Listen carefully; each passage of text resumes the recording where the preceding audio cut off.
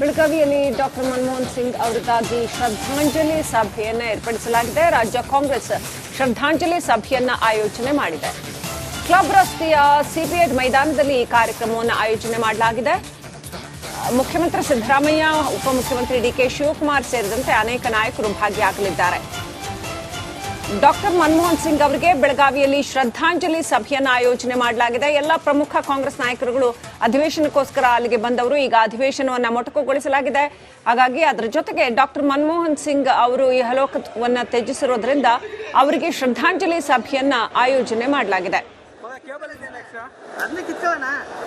ಕಾಂಗ್ರೆಸ್ನ ಎಲ್ಲ ಪ್ರಮುಖ ಮುಖಂಡರುಗಳು ಅಲ್ಲಿ ಬಂದು ಶ್ರದ್ಧಾಂಜಲಿ ಸಭೆಯಲ್ಲಿ ಪಾಲ್ಗೊಳ್ತಾ ಇರೋದನ್ನು ಗಮನಿಸಬಹುದು. ಇನ್ನು ಕೆಲವೇ ಕ್ಷಣಗಳಲ್ಲಿ ಅಲ್ಲಿ ಶ್ರದ್ಧಾಂಜಲಿ ಸಭೆ ಕೂಡ ಆರಂಭ ಆಗಲಿದೆ. ಕಾಂಗ್ರೆಸ್ ಕಂಡಿರ್ತಕ್ಕಂಥ ಬಹಳ ದೊಡ್ಡ ನೇತಾರರಲ್ಲಿ ಡಾಕ್ಟರ್ ಮನಮೋಹನ್ ಸಿಂಗ್ ಕೂಡ ಒಬ್ಬರು. ಹಾಗಾಗಿ ಪಕ್ಷ ಅವರನ್ನ ಖಂಡಿತವಾಗ್ಲೂ ಮನದುಂಬಿ ನೆನೆಸಿಕೊಳ್ಳುವಂತಹ ಒಂದು ಸಂದರ್ಭ ಇದಾಗಿದೆ.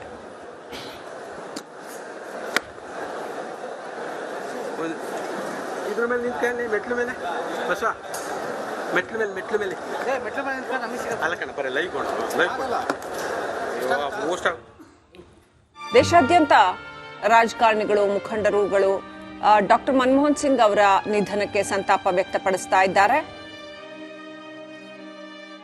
ಅವರ ಆರ್ಥಿಕ ನೀತಿಗಳನ್ನ ನೆನೆಸಿಕೊಳ್ತಾ ಈ ದೇಶಕ್ಕೆ ಅವರ ಅಧಿಕಾರಾವಧಿಯಲ್ಲಿ ಆಗಿರ್ತಕ್ಕಂತಹ ಒಳಿತನ್ನ ನೆನೆಸಿಕೊಂಡು ಅವರಿಗೆ ಅಂತಿಮ ನಮನಗಳನ್ನು ಸಲ್ಲಿಸ್ತಾ ಇದ್ದಾರೆ.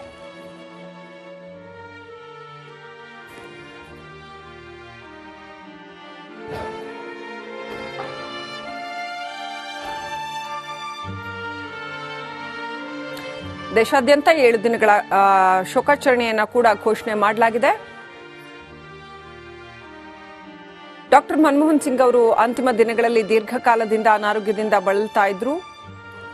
ಅನಂತರ ಅವರನ್ನ ಏಮ್ಸ್ ಆಸ್ಪತ್ರೆಯ ತುರ್ತು ವಿಭಾಗಕ್ಕೆ ದಾಖಲು ಮಾಡಲಾಗಿತ್ತು. ರಾತ್ರಿ ವೇಳೆ ಚಿಕಿತ್ಸೆಗೆ ಸ್ಪಂದಿಸಿಲ್ಲ.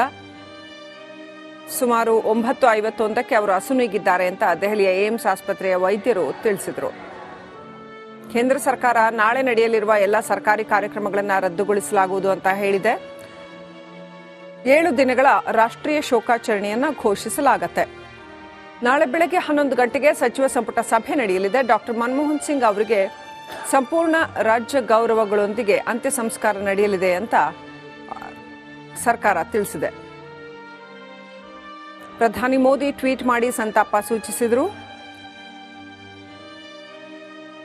ಪ್ರಧಾನಿ ಮೋದಿ ಸಿಎಂ ಆಗಿದ್ದಾಗ, ಗುಜರಾತ್ನಲ್ಲಿ ಸಿಎಂ ಆಗಿದ್ದಾಗ ಮನಮೋಹನ್ ಸಿಂಗ್ ಅವರು ಪ್ರಧಾನಿಯಾಗಿದ್ದಂತಹ ಸಂದರ್ಭ ನಿಯಮಿತವಾಗಿ ಸಂವಹನ ನಡೆಸ್ತಾ ಇದ್ವಿ. ಆಡಳಿತಕ್ಕೆ ಸಂಬಂಧಿಸಿದ ವಿವಿಧ ವಿಷಯಗಳ ಕುರಿತು ನಾವು ವ್ಯಾಪಕವಾದ ಚರ್ಚೆಗಳನ್ನು ನಡೆಸಿದ್ವಿ. ಅವರ ಬುದ್ಧಿವಂತಿಕೆ ಮತ್ತು ನಮ್ರತೆ ಯಾವಾಗಲೂ ನನಗೆ ಕಾಣ್ತಾ ಇತ್ತು ಅಂತ ಮೋದಿ ಹೇಳ್ತಾರೆ. ಡಾಕ್ಟರ್ ಮನಮೋಹನ್ ಸಿಂಗ್ರನ್ನ ಅವರೊಬ್ಬರು ಆರ್ಥಿಕ ತಜ್ಞರಾಗಿ ಮುಂಚೆ ಕೆಲಸ ಮಾಡಿದವರು. ಅವ್ರನ್ನ ನರಸಿಂಹರಾವ್ ಅವರು ಗುರುತಿಸಿ ಫೈನಾನ್ಸ್ ಮಿನಿಸ್ಟರ್ ಮಾಡೋ ಮೂಲಕ ನಮ್ಮ ದೇಶದ ಆರ್ಥಿಕ ಪರಿಸ್ಥಿತಿಯನ್ನು ಸುಧಾರಣೆ ಮಾಡಲಿಕ್ಕೆ ಪ್ರಯತ್ನ ಮಾಡಿದ್ರು. ಅದು ಯಶಸ್ವಿ ಕೂಡ ಆದಿವಿ. ಅದಾದ ನಂತರ ಅವ್ರಿಗೆ ಪ್ರಧಾನಮಂತ್ರಿ ಭಾಗ್ಯ ಬಂತು. ಆ ಸಂದರ್ಭ ಕೂಡ ಭಾಳಷ್ಟು ಏನು ನಮ್ಮ ಆರ್ಥಿಕತೆ ಕೆಳಗೆ ಇಳಿತಾ ಕುಸಿತಾ ಇತ್ತು. ಅದನ್ನು ವಿಶ್ವದಲ್ಲೇ ಮತ್ತೆ ಮೇಲ್ ತರುವಂಥ ಪ್ರಯತ್ನ ಮಾಡಿದರು. ಹೀಗಾಗಿ ಅವರಿಗೆಲ್ಲ ಭಾರತದಲ್ಲಿ ಮತ್ತು ವಿಶ್ವದಲ್ಲಿ ಕೂಡ ಅವ್ರಿಗೆ ಭಾಳಷ್ಟು ಗೌರವ ಇದೆ. ಮತ್ತು ಅವ್ರ ಕಾಲಾವಧಿಯಲ್ಲಿ ಭಾಳಷ್ಟು ಈ ದೇಶಕ್ಕೆ ಆಹಾರ ಭದ್ರತೆ ಇರ್ಬೋದು, RTI ಇರ್ಬೋದು, ನರೇಗಾ ಅಂತ ಕೆಲಸಗಳನ್ನು ಅವ್ರ ಕಾಲದಲ್ಲಿ ಮಾಡಿರೋದು ಭಾಳ ಒಳ್ಳೆ ಕೆಲಸ ಆಗಿದೆ. ಇವತ್ತು ಕೂಡ ಅವು BJP ಸರ್ಕಾರ ಕೂಡ ಜಾರಿಯಲ್ಲಿದೆ. ಈಗ ಅವ್ರನ್ನ ಕಳ್ಕೊಂಡಿದ್ದೀವಿ. ಕಾಂಗ್ರೆಸ್ಸಿಗೆ ಖಂಡಿತವಾಗಿ ಭಾಳ ನಷ್ಟ ಆಗಿದೆ.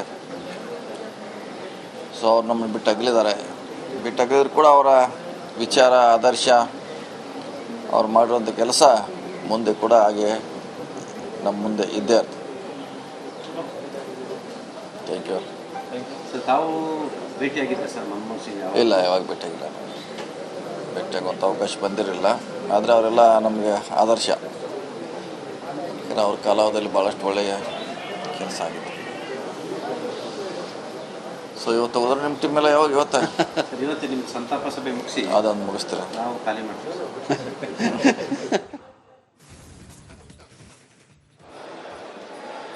ದೇಶಾದ್ಯಂತ ನಾಯಕರುಗಳು ಕಂಬನಿ ಮಿಡಿದಿದ್ದಾರೆ. ಕಾಂಗ್ರೆಸ್ನಲ್ಲಂತೂ ಪಕ್ಷಕ್ಕೆ ಬಹುದೊಡ್ಡ ನಷ್ಟ. ಯಾಕಂತಂದರೆ ಅನೇಕ ಮುಖಂಡರುಗಳು ಮನಮೋಹನ್ ಸಿಂಗ್ ಅವರಂಥ ಹಿರಿಯ ಧುರೀಣರುಗಳಿಂದ ಮಾಹಿತಿಯನ್ನು ಪಡ್ಕೊಳ್ತಿದ್ರು, ಮಾರ್ಗದರ್ಶನವನ್ನು ಪಡ್ಕೊಳ್ತಿದ್ರು. ಇವತ್ತು ನೋಡಿ ಅಲ್ಲಿ ಎಚ್ ಕೆ ಪಾಟೀಲ್ ಇದ್ದಾರೆ, ವೀರಪ್ಪ ಮೊಯ್ಲಿ ಅವರು ಇದ್ದಾರೆ. ಇವರೆಲ್ಲ ಮನಮೋಹನ್ ಸಿಂಗ್ ಅವರು ಪ್ರಧಾನಿ ಆಗಿದ್ದಾಗ ಕೆಲಸ ಮಾಡಿದಂಥವ್ರು, ಪಕ್ಷಕ್ಕೋಸ್ಕರ ಜೊತೆಗೆ ಆಡಳಿತಕ್ಕೋಸ್ಕರ ಕೆಲಸ ಮಾಡಿದಂಥವ್ರು. ಕಾಂಗ್ರೆಸ್ ಅಧಿಕಾರದಲ್ಲಿದ್ದಾಗ ಮನಮೋಹನ್ ಸಿಂಗ್ ಅವರ ಮಾರ್ಗದರ್ಶನ ಪಡೆದುಕೊಂಡಂಥವ್ರು. ಸಾಕಷ್ಟು ಮುಖಂಡರು, ಕಾಂಗ್ರೆಸ್ ಮುಖಂಡರು ಅಲ್ಲಿ ನೆರೆದಿದ್ದಾರೆ. ಡಾಕ್ಟರ್ ಮನಮೋಹನ್ ಸಿಂಗ್ ಅವರಿಗೆ ಶ್ರದ್ಧಾಂಜಲಿಯನ್ನು ಸಲ್ಲಿಸೋದಕ್ಕೆ ಬೆಳಗಾವಿ ಅಧಿವೇಶನಕ್ಕೆ ಹೋಗಿದ್ದಂತಹ ಅಂದರೆ ಮುಖಂಡರುಗಳು ಅಲ್ಲಿ ನೆರೆದಿರೋದನ್ನ ನೋಡಬಹುದು ದೃಶ್ಯಗಳಲ್ಲಿ.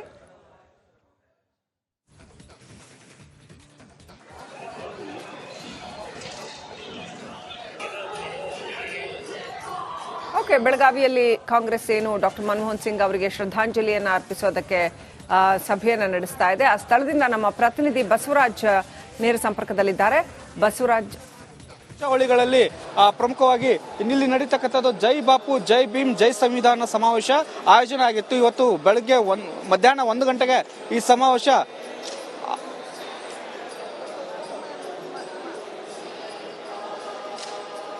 ಶ್ರೀಲಕ್ಷ್ಮಿ, ಜೈ ಬಾಪು ಜೈ ಭೀಮ್ ಜೈ ಸಂವಿಧಾನ ಸಮಾವೇಶ ಇವತ್ತು ಆಯೋಜನೆ ಆಗಿತ್ತು. ಮಧ್ಯಾಹ್ನ 1 ಗಂಟೆಗೆ ಸಮಾವೇಶ ನಡೀಬೇಕಾಗಿತ್ತು. ಆದರೆ ಮನಮೋಹನ್ ಸಿಂಗ್ ಅವರು ನಿಧನ ಹೊಂದಿದ ಹಿನ್ನೆಲೆಯಲ್ಲಿ ಇವತ್ತು ಕಾಂಗ್ರೆಸ್ ಎಲ್ಲ ಕಾರ್ಯಕ್ರಮಗಳನ್ನು ರದ್ದು ಮಾಡಿ ಇವತ್ತು ಅವರಿಗೆ ಶ್ರದ್ಧಾಂಜಲಿ ಕಾರ್ಯಕ್ರಮವನ್ನು ಆಯೋಜನೆ ಮಾಡಿರ್ತಕ್ಕಂಥ ನೀವು ದೃಶ್ಯಾವಳಿಗಳಲ್ಲಿ ನೋಡಬಹುದು. ಇಲ್ಲಿ ಇದೇ ವೇದಿಕೆಯಲ್ಲಿ ಇವತ್ತು 1 ಗಂಟೆಗೆ ರಾಹುಲ್ ಗಾಂಧಿ ಅವರು ಸೇರಿದಂತೆ ಎಲ್ಲರೂ ಸಮಾವೇಶದಲ್ಲಿ ಭಾಗವಹಿಸಬೇಕಾಗಿತ್ತು. ನಿನ್ನೆ 8 ಗಂಟೆ ಅಷ್ಟು ಸುಮಾರಿಗೆ ಸ್ಥಿತಿ ಗಂಭೀರವಾಗಿದೆ ಮಾಜಿ ಪ್ರಧಾನಿ ಮನಮೋಹನ್ ಸಿಂಗ್ ಅವರು ಅನ್ನುವಂಥ ಮಾಹಿತಿ ಬಂದ ತಕ್ಷಣವೇ ಒಂದು ಮೀಟಿಂಗ್ ಅನ್ನ ಮಾಡ್ತಾರೆ. ಆ ಬಳಿಕ ಇವತ್ತಿನ ಎಲ್ಲಾ ಕಾರ್ಯಕ್ರಮಗಳನ್ನ ರದ್ದು ಮಾಡಿ ದೆಹಲಿಗೆ ಎಐಸಿಸಿ ಅಧ್ಯಕ್ಷರಂತ ಮಲ್ಲಿಕಾರ್ಜುನ್ ಖರ್ಗೆ ಅವರು, ರಾಹುಲ್ ಗಾಂಧಿ ಅವರು ತೆರಳಿದ್ದಾರೆ. ಆ ಬಳಿಕ ಇವತ್ತಿನ ಕಾರ್ಯಕ್ರಮಗಳನ್ನು ರದ್ದು ಮಾಡಿದ ಕಾರಣಕ್ಕಾಗಿ ಕೆಪಿಸಿಸಿ ವತಿಯಿಂದ ಪ್ರಮುಖವಾಗಿ ಶ್ರದ್ಧಾಂಜಲಿ ಕಾರ್ಯಕ್ರಮವನ್ನ ಇಟ್ಕೊಳ್ಳಲಾಗಿತ್ತು. ಶ್ರದ್ಧಾಂಜಲಿ ಕಾರ್ಯಕ್ರಮಕ್ಕೆ ಈಗಾಗಲೇ ಎಲ್ಲರೂ ಬರ್ತಾ ಇದ್ದಾರೆ. ಸಿಎಂ ಸಿದ್ದರಾಮಯ್ಯ ಆಗಿರಬಹುದು, ಡಿಸಿಎಂ ಡಿ ಕೆ ಶಿವಕುಮಾರ್ ಅವರು ಈಗಾಗಲೇ ಆಗಮಿಸಿದ್ದಾರೆ. ಸಚಿವ ಎಲ್ಲರೂ ಇಲ್ಲೇ ಇದ್ದಾರೆ. ಪ್ರಮುಖವಾಗಿ ಕಾಂಗ್ರೆಸ್ನ ಕೆಪಿಸಿಸಿಯ ಪದಾಧಿಕಾರಿಗಳು ಕೂಡ ಇಲ್ಲೇ ಇದ್ದಾರೆ. ಮಾಜಿ ಪ್ರಧಾನಿ ಏನಿದ್ದಾರೆ ಅಗಳಿದ್ದಾರೆ, ಅವರಿಗೆ ಸಂತಾಪ ಸೂಚನೆ ಮತ್ತು ಅವರ ಕಾಲದಲ್ಲಿ ಕಾಂಗ್ರೆಸ್ ಯಾವೆಲ್ಲ ಕೊಡುಗೆಗಳನ್ನ ದೇಶಕ್ಕೆ ಕೊಟ್ಟಿದೆ ಅನ್ನುವಂಥದ್ದನ್ನು ಮತ್ತು ಪ್ರಮುಖವಾಗಿ ಅವರು ಆರ್ಥಿಕ ಸಚಿವರಾಗಿದ್ದಾಗ, ಹಣಕಾಸಿನ ಸಚಿವರಾಗಿದ್ದಾಗ ದೇಶಕ್ಕೆ ಆರ್ಥಿಕ ಸುಭದ್ರತೆಯನ್ನ ತಂದುಕೊಟ್ಟಂಥದ್ದು ಮತ್ತು ಆರ್ಥಿಕ ಸುಧಾರಣೆಯನ್ನ ಯಾವ ರೀತಿಯಾಗಿ ಮಾಡಿದ್ದಾರೆ ಅನ್ನುವಂಥದ್ದನ್ನು ಕೂಡ ಬಣ್ಣನೆ ಮಾಡುವಂತ ಕೆಲಸವನ್ನ ಇವತ್ತಿನ ಎಲ್ಲ ಕಾಂಗ್ರೆಸ್ ಲೀಡರ್ಗಳು ಮಾಡ್ತಾರೆ. ಸಿಎಂ ಡಿಸಿಎಂ ಆದಿಯಾಗಿ ಸಚಿವರು ಕೂಡ ಇಲ್ಲಿ ಭಾಷಣವನ್ನ ಮಾಡೋರಿದ್ದಾರೆ. ಮನಮೋಹನ್ ಸಿಂಗ್ ಅವರ ಕಾಲದ ಒಂದಷ್ಟು ಕಾರ್ಯಕ್ರಮಗಳನ್ನ ನೆನೆಯೋರಿದ್ದಾರೆ. ಹಾಗಾಗಿ ಇನ್ನೇನು ಕೆಲವೇ ಕ್ಷಣಗಳಲ್ಲಿ ಈ ಒಂದು ಕಾರ್ಯಕ್ರಮ ಆರಂಭವಾಗಲಿದೆ. ಶ್ರೀಲಕ್ಷ್ಮಿ, ಇನ್ನು ಅಲ್ಲಿ ಸ್ಥಳದಲ್ಲಿ ಈ ಒಂದು ಸುದ್ದಿ ಕೇಳಿ ಬಂದ ತಕ್ಷಣ ಯಾವ ರೀತಿಯ ಒಂದು ಪ್ರತಿಕ್ರಿಯೆ ಕಂಡು ಬಂತು? ಯಾವ ರೀತಿಯಲ್ಲಿ ಮನಮೋಹನ್ ಸಿಂಗ್ ಅವರನ್ನ ಕಾಂಗ್ರೆಸ್ ನಾಯಕರುಗಳು ನೆನಪಿಸ್ಕೊಂಡ್ರು ಆ ಕ್ಷಣಕ್ಕೆ?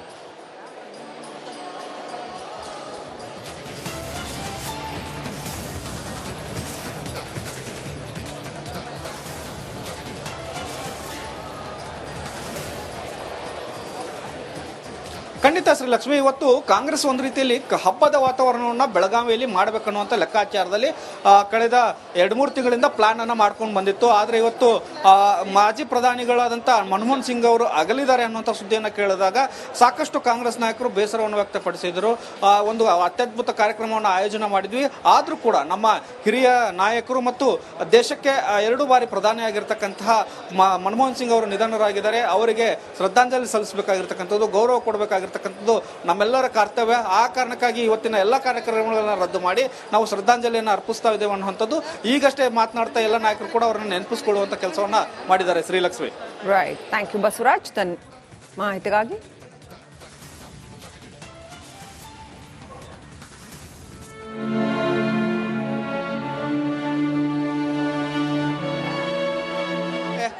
ಸಚಿವರಾದಂಥ ಚಲುವರಾಯಸ್ವಾಮಿ ಅವರು ಇದ್ದಾರೆ, ಅವ್ರನ್ನ ಮಾತನಾಡ್ಸೋಣ. ಸರ್, ಮಾಜಿ ಪ್ರಧಾನಿಗಳು ಮನಮೋಹನ್ ಸಿಂಗ್ ಅವರು ದಿವಂಗತರಾಗಿದ್ದಾರೆ. ತಮ್ಮ ಒಡನಾಟ ಹೇಗಿತ್ತು? ತಾವು ಭೇಟಿ ಮಾಡಿದ್ರಾ? ನಾವು ಲೋಕಸಭಾ ಸದಸ್ಯನಾಗಿದ್ದೆ. ಅವರು ಪ್ರಧಾನಿ ಆಗಿದ್ದ ಸಂದರ್ಭದಲ್ಲಿ ಆ್ಯಸ್ ಯೂಶಲಿ ಹೋಗಿದ್ದೀನಿ. ನಾನು ಜನತಾದಳದ ಲೋಕಸಭಾ ಸದಸ್ಯನಾಗಿದ್ದೆ. ಪ್ರಧಾನಮಂತ್ರಿಯವರು ದೇವೇಗೌಡರ ಜೊತೆ 2 ಸಾರಿ ಭೇಟಿ ಮಾಡಿದ್ದೀನಿ.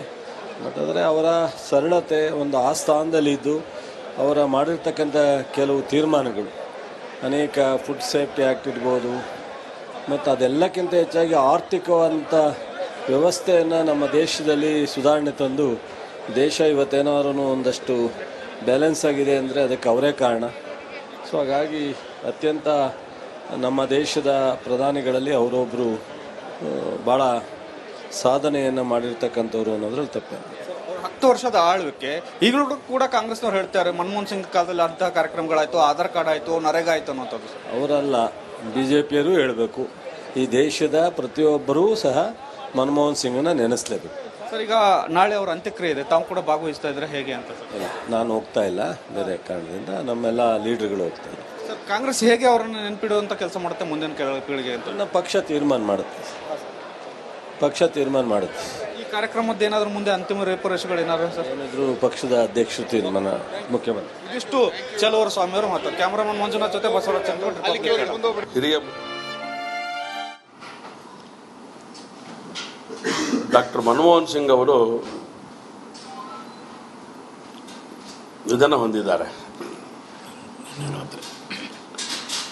ನಿನ್ನೆ ರಾತ್ರಿ ಈ ಸುದ್ದಿ ತಿಳಿದ ತಕ್ಷಣ ದೇಶದಾದ್ಯಂತ ಜನ ತಮ್ಮ ಭಾವನೆಗಳನ್ನು ಪ್ರಕಟ ಮಾಡಿದ್ದಾರೆ. 10 ವರ್ಷಗಳ ಕಾಲ ಈ ದೇಶವನ್ನು ಮುನ್ನಡೆಸಿದಂಥ ಒಬ್ಬ ಖ್ಯಾತ ಆರ್ಥಿಕ ತಜ್ಞರು. ಈ ದೇಶಕ್ಕೆ ಬೇಕಾಗಿರುವಂಥ ಅನೇಕ ಸಂಗತಿಗಳನ್ನು ಜೋಡಿಸಿ ದೇಶದ ಅಭಿವೃದ್ಧಿಗೋಸ್ಕರ ತನ್ನ ಕಾರ್ಯವನ್ನು ಮಾಡಿದಂಥವರು ಡಾಕ್ಟರ್ ಮನಮೋಹನ್ ಸಿಂಗ್ ಅವರು. ಅವರು ನಿಧನ ಹೊಂದಿರುವಂಥದ್ದು ಮನಸ್ಸಿಗೆ ನೋವಾಗಿರುವಂಥ ಒಂದು ಸಂಗತಿ. ಈ ನೋವಿನ ಸಂಗತಿಯನ್ನು ತಿಳಿದ ಮೇಲೆ ಅನೇಕರು ತನ್ನ ಭಾವನೆಗಳನ್ನು ಹಂಚಿಕೊಂಡಿರುವಂಥದ್ದನ್ನು ಗಮನಿಸಿದ್ದೇವೆ. ಅವರ ಕುಟುಂಬನೂ ಕೂಡ ಬಹಳ ನೋವಿನಲ್ಲಿದೆ. ಆ ಕುಟುಂಬನೂ ಕೂಡ ಆ ನೋವನ್ನು ತಡ್ಕೊಳ್ಳುವಂಥ ಶಕ್ತಿ ಭಗವಂತ ಕರುಣಿಸಲಿ ಅಂತೇಳಿ ಭಗವಂತನಲ್ಲಿ ನಾನು